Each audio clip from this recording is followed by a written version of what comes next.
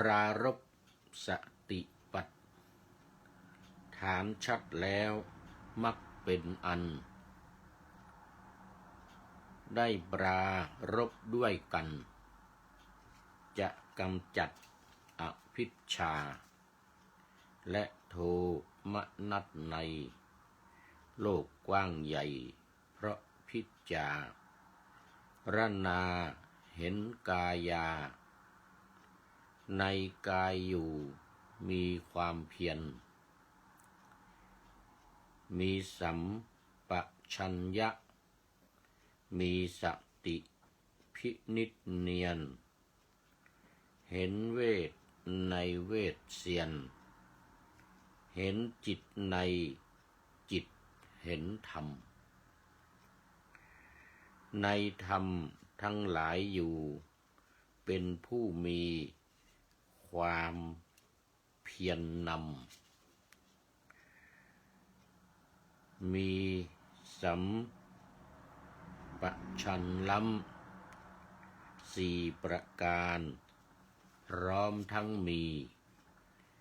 สติกำจัดอภิชฌาโทมนัสนี้สติปัฏฐานสี่อันบุคคลเหล่าใดยังไม่ปรารภแล้วอริยมรรคทั้งหลายทั้ง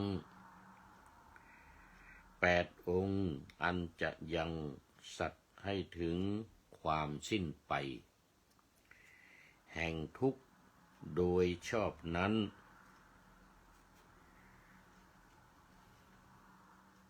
ก็เป็นอันบุคคลไม่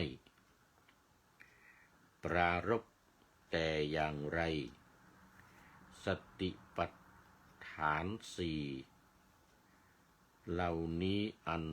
บุคคลนั้น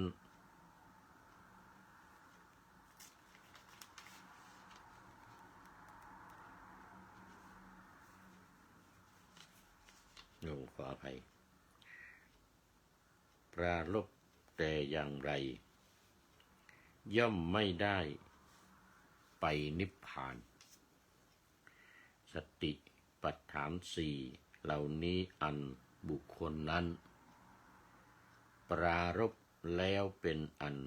ว่าได้ปรารภมรรคาอันยังสัตว์ให้ถึงความสิ้นซึ่งทุกโศกาโดยชอบเข้ามหาอมตะนิพพานขอถวายความนอบน้อมแด่พระรัตนตรัยมีพระพุทธเจ้าเป็นต้นขอถวายความเคารพพระมหาเถระพระเถรานุเถระเจ้าคณะพระสังฆาธิการทั่วโลกมีพระเดชพระคุณพระธรรมเสนาบดีเจ้าคณะภาค7วัดพระธาตุดอยสุเทพเป็นต้นและขออำนวยพรแด่ท่านผู้ฟังท่านผู้ชมสาธุชนพุทธบริษัททั้งหลายมีคุณโยมคำพาจันชุน แล้วก็คุณโยมปีเตอร์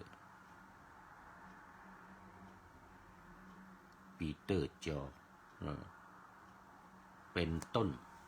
ต้องขออภัยอ่านยากเป็นอักษรโรมันบอกว่าสาธุสาธุค่า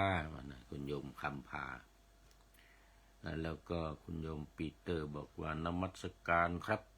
หลวงตาได้เป็นหลวงตาแล้ววันนี้ ได้เป็นหลวงตาแล้วคุณโยมปีเตอร์สาธุสาธุ วันนี้เข้ามายอดโยมเข้ามาแต่หัวรุ่งเลยอะไรว่าไก่ยังไม่ทันโหง ว่า ปะหน้าธรรมาสยังไม่เสร็จความจริงผ่านไปแล้วหลายท่านเห็นเลื่อนขึ้นไปเลื่อนขึ้นไป ขออภัยด้วยวันนี้รายการธรรมะหลังธรรมวัดเย็นของวัดพระธาตุดอยสุเทพนำโดยพระเดชพระคุณหลวงพ่อพระธรรมเสนาบดีเจ้าคณะภาค 7วัดพระธาตุดอยสุเทพ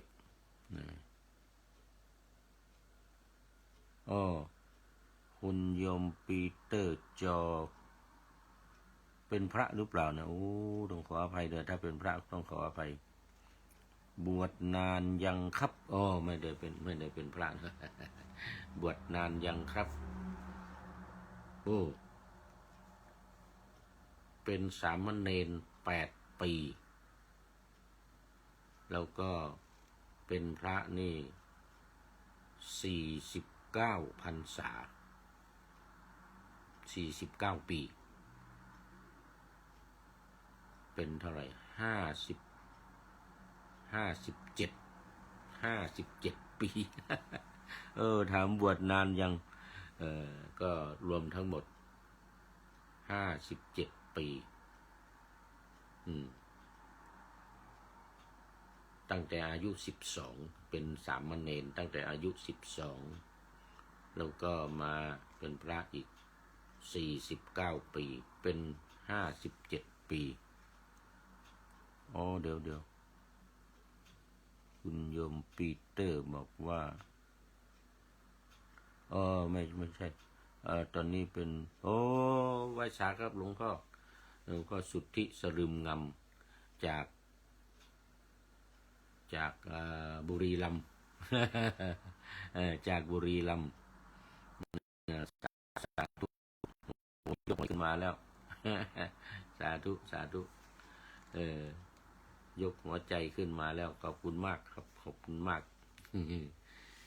ทางบุรีรัมย์เป็นยังไงเนาะนี่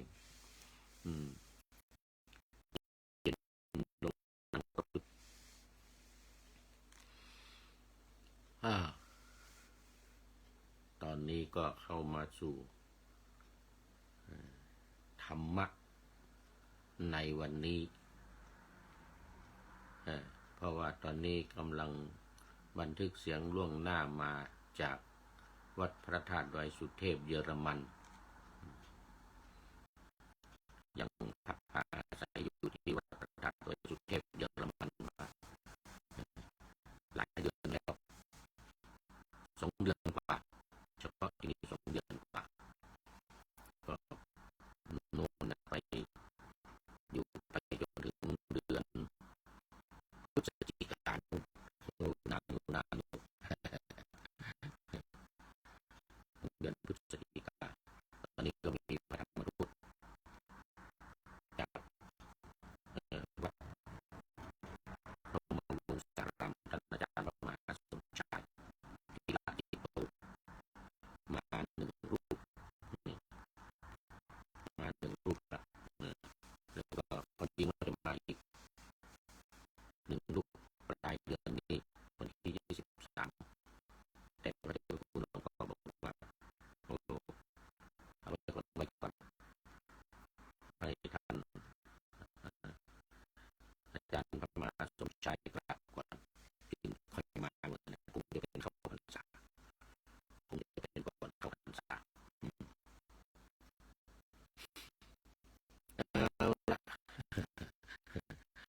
วันนี้ในหัวข้อว่าปรารภสติปัฏฐานแล้วมรรคก็เป็นอันปรารภด้วยมรรคมีองค์8 ประการถ้าว่าปฏิบัติตามสติปัฏฐาน4ก็ถือว่ามรรค8 ประการในสัมมาทิฏฐิเป็นต้นสัมมาสมาธิเป็นที่สุดเนี่ยถือว่าเป็นอันปฏิบัติไปในตัว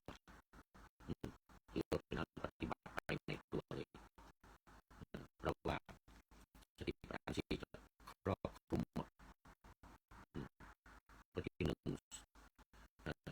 กาย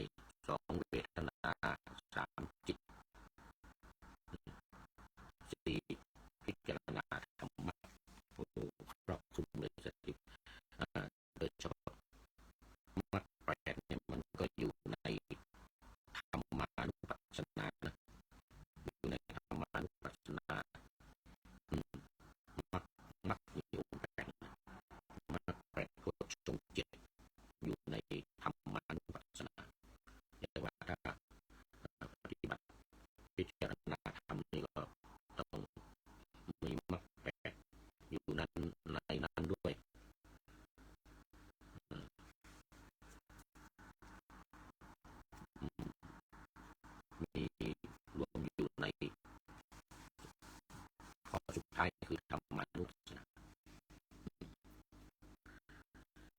ก็วันนี้หัวข้อมาในไตรปิฎกมหาวารวักสังยุตตนิกายมหาวารวักสังยุตตนิกายพระสุตตันตปิฎกเล่มที่19มหาวารวักเล่มที่19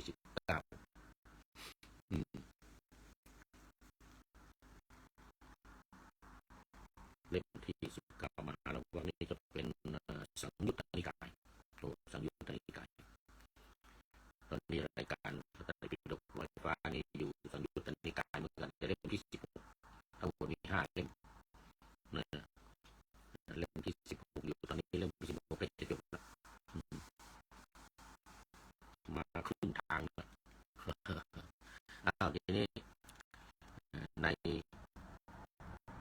การปรารภสติปัฏฐานเนี่ย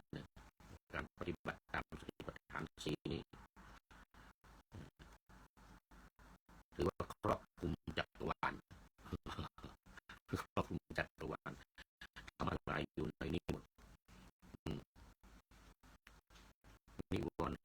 5ก็อยู่ในนี้อิทธิบาท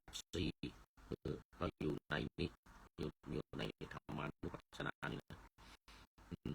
สัมมาประธาน4ความเพียร4อย่างก็อยู่ในนี้ด้วยเพราะฉะนั้นสติปัฏฐาน4นี่ก็คุมหมดเลยนะธรรมานุปัสสนาเนี่ยนะการสำคัญที่จะมุ่งเข้าสู่พระนิพพานโดยเฉพาะก็โพชฌงค์7มรรค8โพชฌงค์7มรรค8ซึ่งเป็นหนทางสายเอกเลยทีเดียวเรียกว่าทางสายเอกแล้วก็มีย่อยอยู่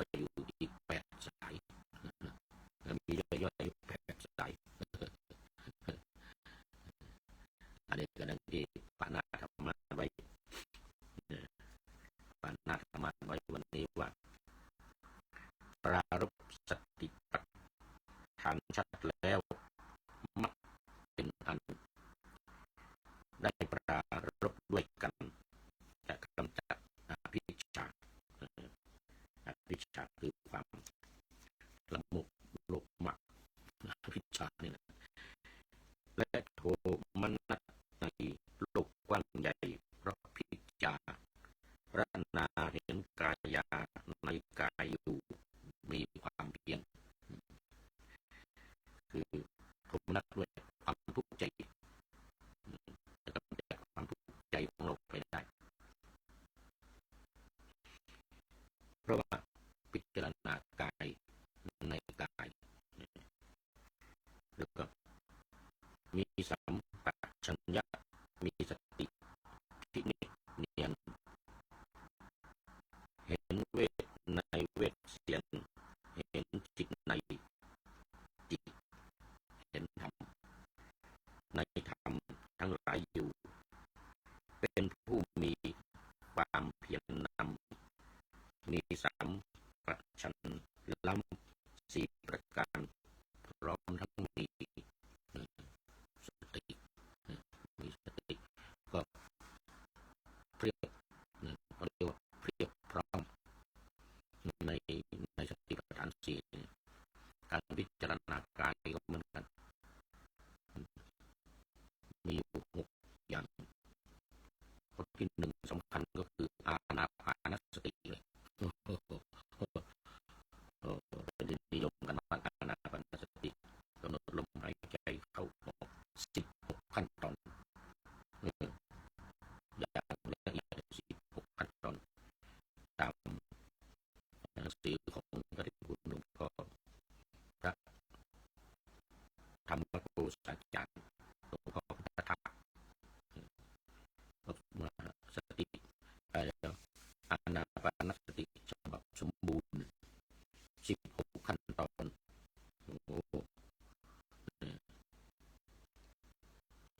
1อานาปานสติ2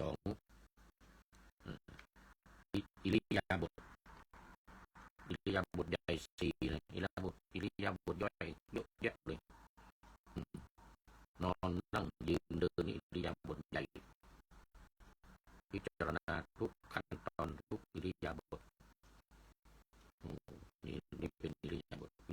ย่อยถอยหน้าถอยหลังเลี้ยวซ้ายแลขวาไปส่งน้ำไปอาบน้ำส่งน้ำเลยนะเดินไม่ว่าจะไปที่ไหนทางใดอยู่ในอิริยาบถทุกอิริยาบถสำรวมทุกอิริยาบถกำหนดทุกอิริยาบถไม่ว่าจะนอนจะยืนจะเดินนอนพลิกไปพลิกมานอนกรรมฐานนอนหลับข้อที่สามในสัมปชัญญะโอ้รู้ตัวทั่วพร้อมมีทั้งสี่อย่างเลยทั้งสาธสัมปชัญญะนะโอ้นี่รู้พร้อมเนี่ยมันสบายนี่มันเป็นประโยชน์สบายเนี่ยสัมปชัญญะเนี่ยโอ้นี่มันสบายเหมาะกับจริตของเราเช่นเป็นนั่งเป็นนอนในถ้ำใต้ต้นไม้หรือบนภูเขาหรือในห้องแอร์อะไรก็ตามสบายยะสัมปชัญญะแล้วก็โคจรสัมปชัญญะโคจรนี่อาสัมโมหะก็ไม่หลงตัวนี้เป็นมีสัมปชัญญะทั้งสี่อย่างสุดยอดสุดยอดเลยโอ้หมดเวลาด้วยโอ้ยังสุดยอดเลยสี่สัมปชัญญะ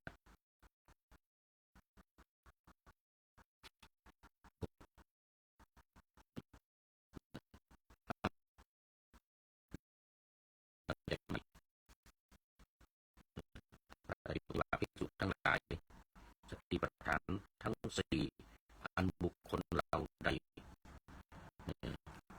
สติปัฏฐานทั้งสี่อันบุคคลเราใดไม่ปรารภคือไม่ปฏิบัติไม่ทำอริยมรรคอันประกอบด้วยองค์แปดมีสัมมาทิฏฐิเป็นต้นสัมมาสมาธิเป็นที่สุดอันยังสัตว์ให้ถึงความสิ้นทุกข์โดยชอบก็เป็นอันว่าบุคคลเหล่านั้นไม่ได้ปรารภหรือไม่ได้กระทำบำเพ็ญไม่ได้บำเพ็ญแต่สติปัฏฐานสี่อันบุคคลเราได้เหล่านึงปรารภแล้วอริยมรรคอันประกอบด้วยองค์แปดอันยังสัตว์ให้ถึงความสิ้นทุกข์โดยชอบก็เป็นอันปรารภแล้วภิกษุทั้งหลายสติปัฏฐานสี่เหล่านี้อันบุคคลเราใดเหล่าหนึ่งปรารภแล้วอริยมรรคอันประกอบด้วยองค์แปดอันยังสัตว์ให้ถึงความสิ้นทุกข์โดยชอบก็เป็นอันบุคคลนั้นปรารภแล้วคือปฏิบัติแล้วปฏิบัติไปในตัวดังที่กล่าวเพราะฉะนั้นนี่สติปัฏฐานสี่จึงเป็น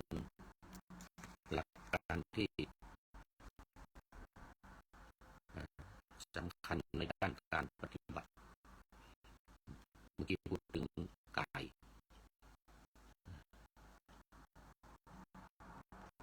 สองเวทนา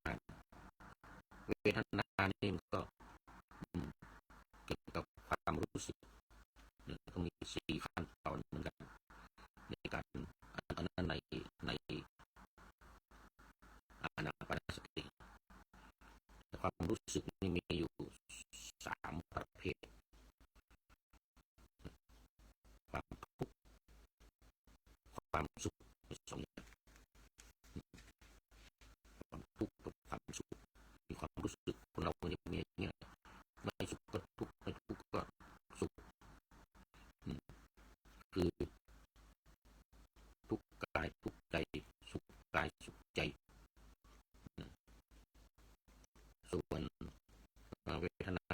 อย่างนี้ก็คือ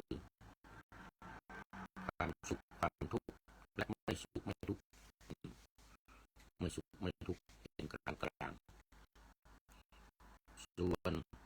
เวทนาห้านี้ก็จะแยกละเอียดออกไปแยกละเอียดออกไปยังไงก็คือแยกละเอียดออกไปที่ทุกข์หมายถึงทุกข์ทางกายสุขหมายถึงสุขทางกายสุขโอ้เราต้อนรับทิระทิระทรดูก่อนอ่านยากขอไปน่าจะเป็นทีระทรเนาะ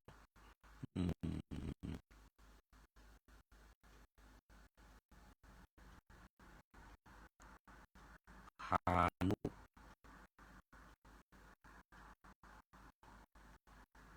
บุญวัฒเนาะพานุพิบุญวัฒโอ้สาธุสาธุหมดนาเป็นท่านสุดท้ายพอดีเข้ามาในรายการอ่านยากต้องขอให้เป็นพระด้วยรูปเรารูปรูปอยู่ไกลๆถ้าเป็นพระก็ขอไปด้วยนะครับอ่านยากจะได้ไปดูโปรไฟล์ก่อนดูโปรไฟล์ก่อนว่ามาจากไหนยังไงที่ละครพานุพิบูลวัฒน์โอ้สาธุสาธุอ้าวพูดถึงเวทนาเวทนาสองเวทนาสามเวทนาห้า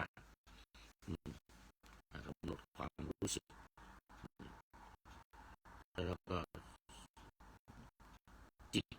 ทีนี้จิตแล้วเนี่ยจิตข้อที่สามจิตตานุปัสสนากำหนดจิตในจิตเห็นจิตในจิตเห็นยังไงในจิตนี่มันก็คือความคิดจิตนี่มันคือความคิด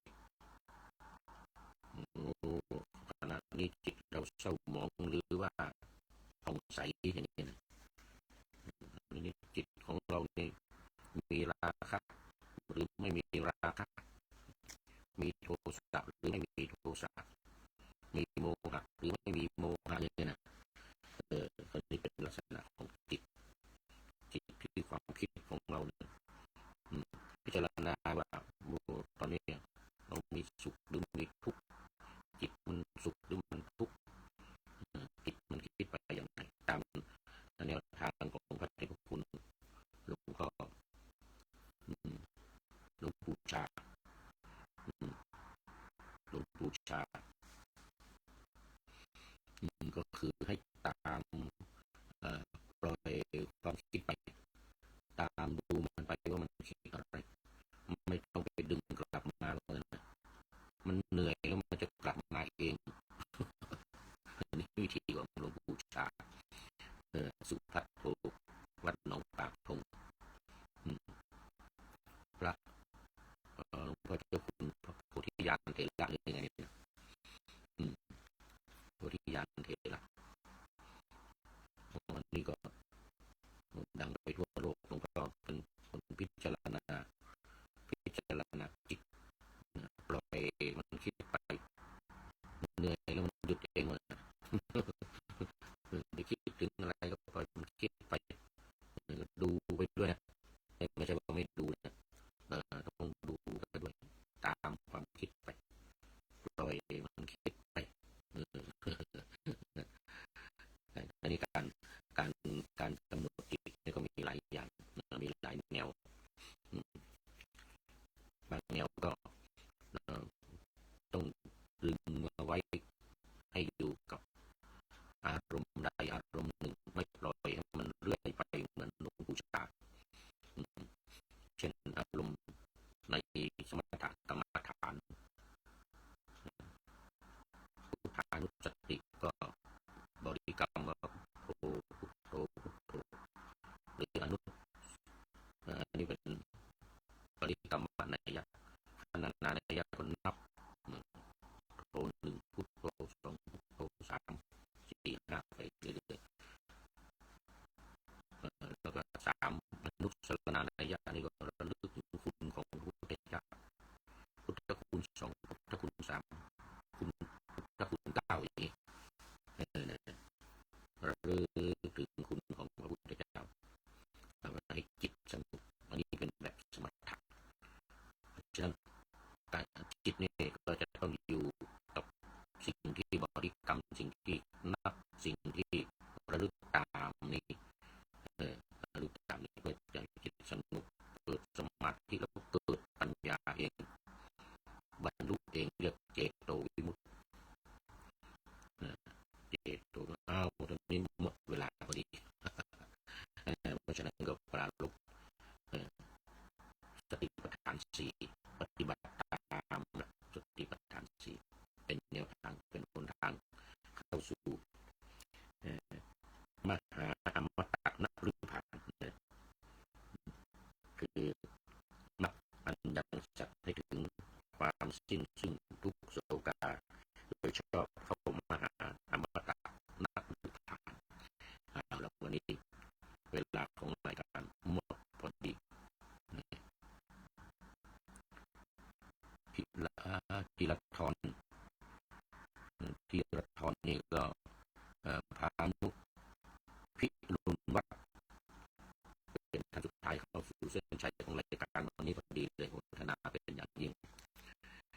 ขออำลาพระจากผู้ชมฟังที่เดินยืนนั่งนอนฟังทั้งหลายขอให้มีความสุขใจและกายสดชื่นสบายไปตลอดกาลนำเอาธรรมะไปปฏิบัติเพื่อให้กำจัดทุกข์ใหญ่ภัยผ่านพ้น